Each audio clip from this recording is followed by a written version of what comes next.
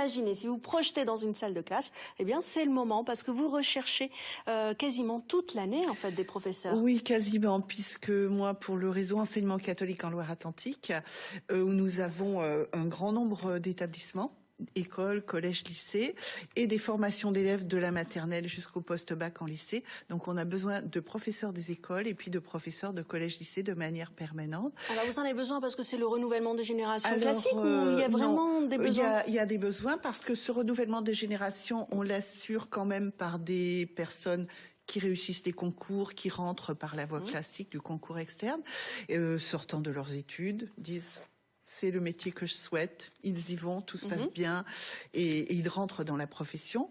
Mais ces personnes-là, une fois qu'elles sont en place, donc tous ces enseignants titulaires de leur poste, bien sûr, ils ont des congés maternité, on s'en réjouit parce que ça amène des enfants dans les établissements scolaires.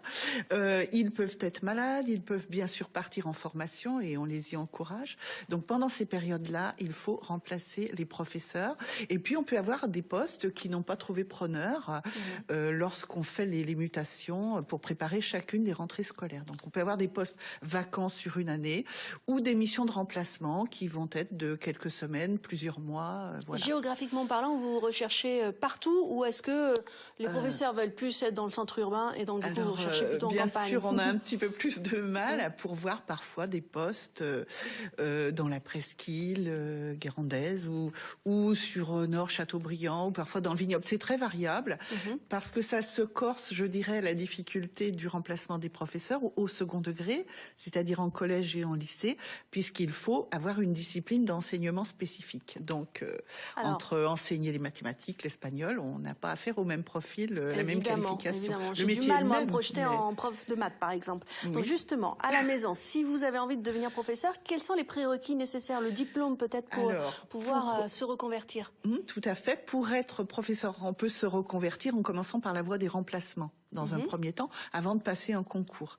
C'est important, je dirais quand même, de tester si on aime le métier, parce que on a parfois des représentations un peu rêvées du métier. Mais alors ça veut dire que du jour au lendemain, je peux être remplaçante? Vous pouvez être remplaçante du jour au lendemain si vous avez au minimum une licence de mathématiques. Ou de toute autre discipline, selon la discipline retenue.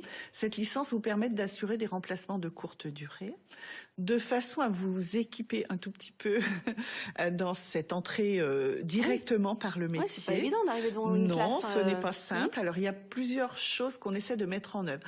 D'abord, on va donner une formation assez courte, mais de quelques jours, à certains moments, qui sont des mercredis ou sur des petites vacances scolaires, à ces professeurs tout à fait débutants, leur permettant de se familiariser avec la psychologie de l'enfant, de l'adolescent, selon leur niveau d'enseignement, la préparation des cours, et puis on organise des ateliers d'échange de pratiques, puisqu'ils sont en fonction. On peut échanger avec des pairs, analyser les difficultés rencontrées, chercher les remèdes aux difficultés.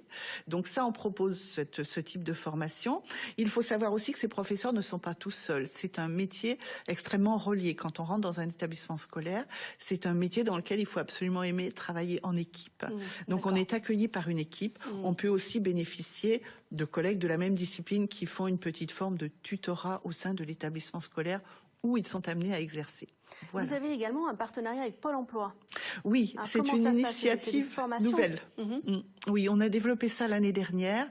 On s'est dit qu'on avait beaucoup de personnes qui ont peut-être rêvé du métier de professeur à un moment, n'ont pu l'exercer, ont commencé leur vie professionnelle sur une toute autre voie.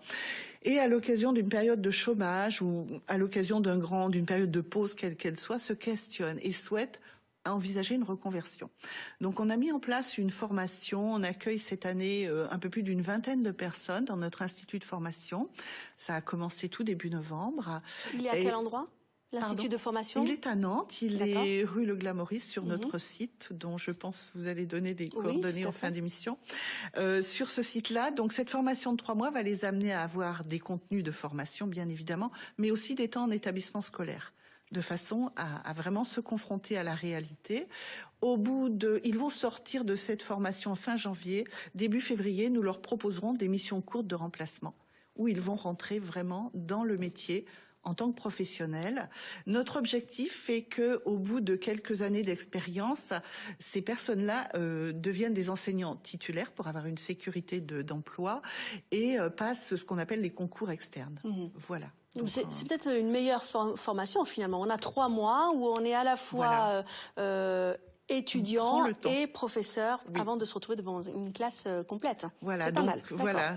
Donc nouvelle formation proposée, c'est un nouveau projet. Donc n'hésitez pas à vous renseigner auprès de votre Pôle emploi pour suivre cette formation. Merci de nous avoir donné cette information précieuse et puis on vous souhaite un bon retour. N'hésitez pas à revenir sur ce plateau si vous avez aussi d'autres propositions de recrutement parce que voilà, dans cette émission, on essaie justement de parler de tous ces métiers qui recrutent.